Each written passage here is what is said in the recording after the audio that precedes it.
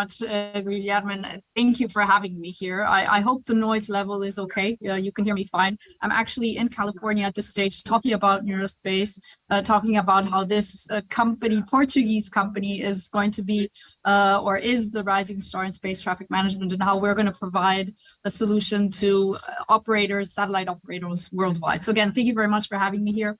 And I'll talk about space for sure.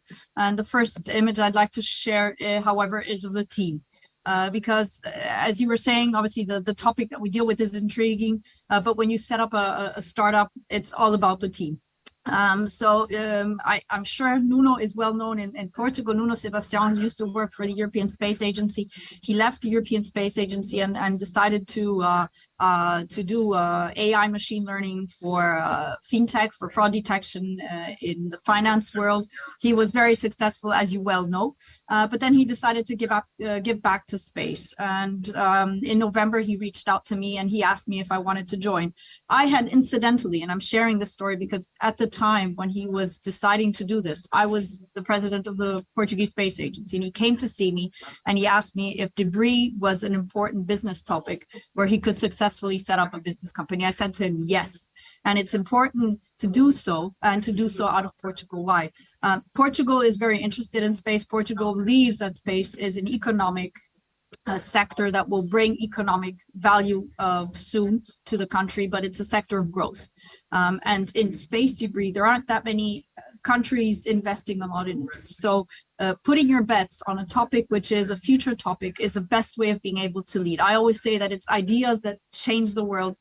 Money, of course, plays a role, but primarily it's ideas that change the world. So we kind of started this endeavor together, and we have a fantastic team. Why am I sharing this? We have 3 pillars. One is AI and machine learning, and the other one is flight dynamics, and then we have obviously software developers as well. But AI and machine learning is indeed one of the major pillars of the company.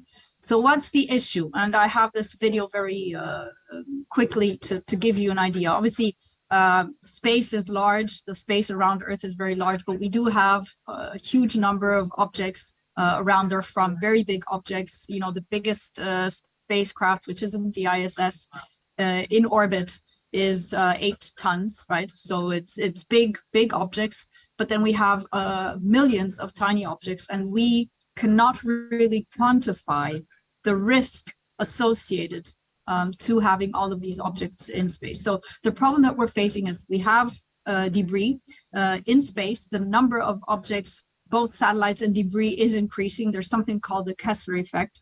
We cannot quantify what the risk is to an active satellite if something collides with it, right? We cannot say with very precise accuracy if a collision is going to happen or not, this stage, because there isn't sufficient data.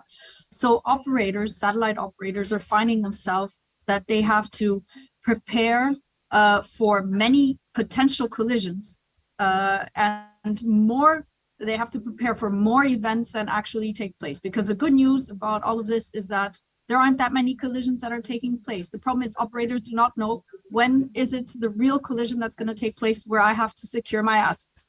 And the other difficulty that there is that current solutions have the human very much in the loop. So they're not solutions which are scalable. Because space is becoming a very commercially successful sector, many companies have decided to put up many objects in space. So today we have something like 6,000 and a bit satellites in orbit. By 2030, we expect this number to go up to 100,000.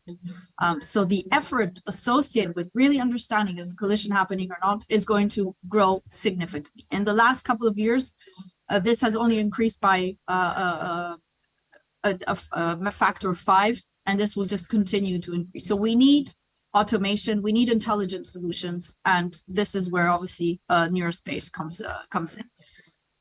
I'm stepping back just a second. I know that not that everyone is a space fan as I am, so I just want to share a little bit of what space is in terms of economics.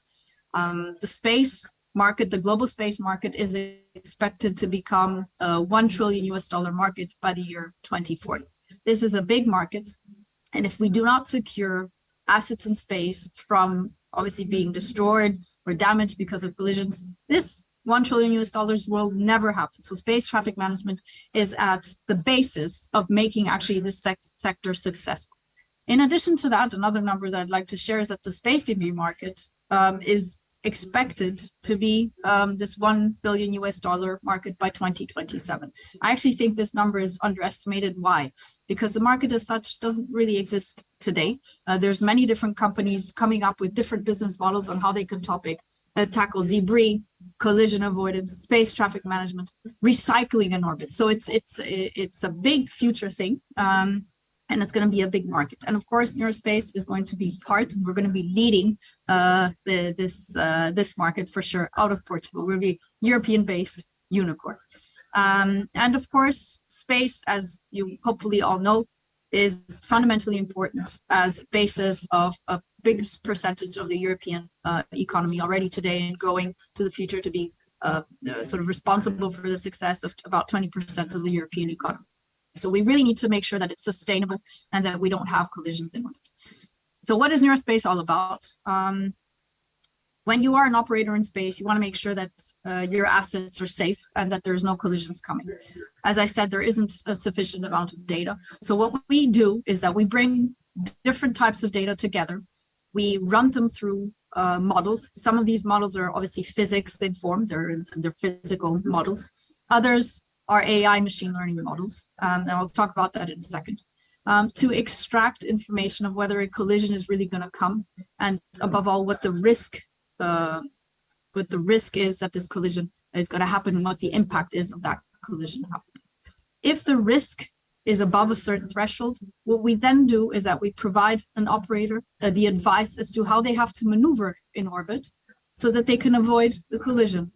And why? But why is it complicated? Because operators have different services that they provide. There's telecommunication services, there's Earth observation services. And I give you one example. If you're a telecommunication service provider, you do not want to be moving your satellite in orbit, meaning that you misalign the antennas while you're going above highly populated areas, because that's where your customers are. But you don't mind moving your satellite around and misaligning your antenna if you're above the Pacific, for example, because there's no one down there. So the maneuvering that needs to be done to avoid a collision needs to be tailored to the customer, to the service that the operator needs to provide. And so, as I said, what we do is once we know that a collision is going to happen, we provide automatically advice as to what the best maneuver is for that operator. And this should be an end-to-end service so that we, in the end, have a virtual team member that provides intelligent insight, so that people and operators do not have to hire additional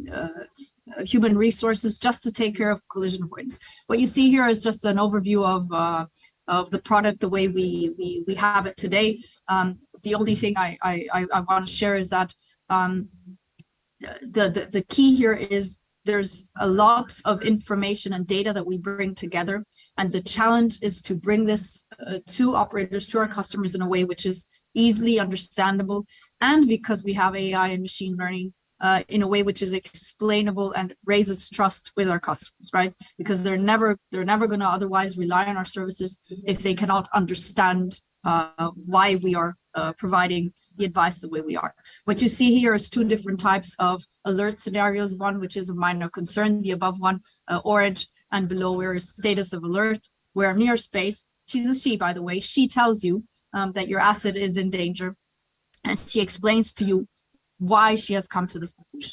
As I said, end-to-end, she should be a completely virtual entity that autonomously ingests data and provides the advice to operators.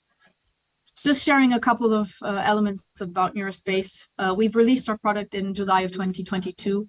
As I said, we promise customer savings because we reduce human resources requirements, because we reduce the need for maneuvers to be done. As I said to you at the beginning, because there isn't a sufficient understanding of what the risk landscape is in orbit, operators are finding themselves that they don't know which collisions are really going to happen and which not.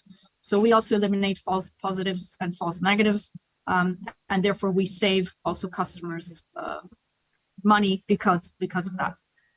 We've been very lucky to be backed by Armilad. We placed 3 million euros of private investment, and thankfully we've also raised this PRR agenda, which is a 25 million euro project, which will allow us to invest into radars. And why are radars important? Because with radars, we will be able to track objects in space. Ideally, we would like to track objects which are the size of 2.5 centimeters at about 1,000 kilometers distance. So it's like tracking a little grape at 1,000 kilometers distance in orbit. You can imagine it's quite a challenge. And why do we want to do that? Because, as I said, we don't have big clarity as to where objects necessarily are. And if you don't have that clarity, you cannot quantify the risk. We have a number of so-called pilot customers at this stage. These pilot customers will have in the next 3 years 350 satellites in orbit. So we've also managed to impress customers enough for them to work with us. We have 2 patents, and funding innovation is extremely important. And you've seen the team. We're 21 at this stage and growing. So the PRR project, we're working together with Nova, with Technico, with the University of Coimbra, with GMB and IPN. The project is 3 years duration. As I said, it's 25 million euros, and we will be investing in innovation. On top of having the radars, we will be investing in innovation, both for AI and machine learning, doing digital twins for the simulation of the maneuvers that need to be done for the satellite, to extracting even more intelligence out of the data that we collect, bringing even further different types of data together, setting up a catalog for objects in space. Absolutely. So what you see here on the next slide is just some of the outputs that we want to do out of the PR. You know that the agendas are organized in such a way that we are producing sort of products, right? It's very innovation oriented. We will, as I mentioned, have a radar and events catalog. We will have an AI risk predictor. We will have visualization tools, risk mitigator. One of the things that I'd like to mention is, in order for the space economy to work, we don't just have to have satellites manufacturers, satellite operators, but we also have to have insurance companies. And if insurance companies cannot assess the risk associated with putting a satellite in orbit, they will not insure. I was having a conversation some weeks ago with an insurance company, and they said to me, you know, Chiara, it's very interesting what you guys are doing. Today, we are still happy to insure satellite operators. In 10 years, because we don't have clarity of what's going up and what the environment is and which objects are there and what the certain uncertainties are linked to that, in 10 years, we may leave the business if we don't have this additional data and additional clarity. So the importance of what we're doing is not just to protect assets from collisions happening, but also making sure that because the risk is quantifiable, we actually support the economy of what is happening in the space sector. And then, of course, we will have students, we'll have PhD students, et cetera, et cetera. So we will actually increase the level of knowledge around space traffic management, which is a very new topic in Portugal, and from Portugal, as I said, be leaders globally, and obviously in space. Just turning back again to PRR, some of the KPIs that we've promised over the course of the project. By 2024, we want to have a turnover of 9 million euros. We provide software as a service to satellite operators and similarly to insurance companies and regulators, for example. By 2030, we want to have 100 million turnover. As a side note, the contribution of this to the aims of Portugal Space 2030 agenda, that's 20% of the Portugal Space 2030 agenda. So that's a significant portion of what was drafted in Portugal Space 2030 as ambitions for Portugal. So this is a big deal for the company. I have to say, for me privately, when I started off in Portugal several years ago. We have started raising funds, and we will raise further funds. The export rate is going to be 95%. As I said, innovation is a big element of what we're doing, and teaching people about the importance of the topic and bringing talent to Portugal and raising further talent in Portugal is a fundamental element. Now, talking about AI and machine learning specifically, I believe that the future in space for satellites is autonomous satellites, satellites that are capable of understanding goals that they have to achieve and adapting the operations that they go through to the goals that they need to achieve, and doing so in an informed way. Now, this is a long-term goal. Again, I also believe that we will see autonomous spacecraft in orbit much faster than we will see completely autonomous cars on ground, because with cars on ground, there's ethical issues that are very complicated to solve. But in orbit, we don't have these. But for now, what we do is we want to augment human capacity. And I have two examples of how we go about this. I mentioned false positives and false negatives. One of the things that we do with AI machine learning is our models are able to better understand if a collision is really going to happen or not, and if that risk really exists or not. We've already proven with our models that we can reduce the percentage of low-risk events by 22%. So meaning that operators can sleep more at night because there's 22% less events that they have to take care of, and 22% less high-risk events. So again, this means that they have to worry about less events. But the other thing that's important is satellite operators want to know early enough if a collision is actually going to happen or not, because they need to plan. As I was saying to you, am I going to maneuver over the Pacific? How am I going to maneuver? How much fuel consumption? How long do I have to turn my propulsion system on? And what we do with our AI and machine learning models is that we try and predict trends. And which trends do we predict? We predict trends linked to the uncertainties of where these objects are exactly in space. And if we can predict the trends, we can tell operators earlier whether it's clever to decide or whether it's better to wait a little longer before the decision is made. So those are just two examples of where we implement AI and machine learning. Again, the challenge is data, and we have to collect a massive amount of data. So we go to data fusion. And what do we use data fusion for? Various dimensions here: risk identification, risk assessment, uncertainty reduction, and maneuvering automation. And behind the data fusion, of course, there's not just conventional correlation methodologies, but there's also AI and machine learning methods and algorithms. This picture, if I go into detail in this, I'm going to be talking for an hour, which I cannot, otherwise Guillermo is going to kill me. But there's so many different sources of data. There's business partners that we buy data from. There's something called space weather, which I'd love to talk to you about, which is fantastically challenging topic, but also something that's extremely important for space debris. As I said, we're going to set up our own radar infrastructure. What is the key here? The key here is to actually be able to identify the debris in images that we collect, or in radar, not just optical, but also radar images. And there, the challenge always is signal to noise ratio and things of the sort. So even for data fusion, we will have to rely on AI machine learning models to be able to recognize that speck of noise in a huge sea of noise that will tell us this is an object or this is a piece of debris, and it's not just the background cosmic noise. I hope I didn't speak for too long. So this was a very quick run through of what Neuraspace is doing.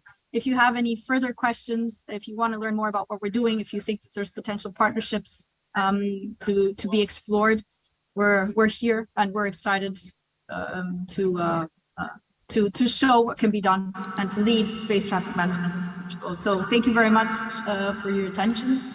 And I don't know if there's any questions or there's possibility of any questions. I'm here.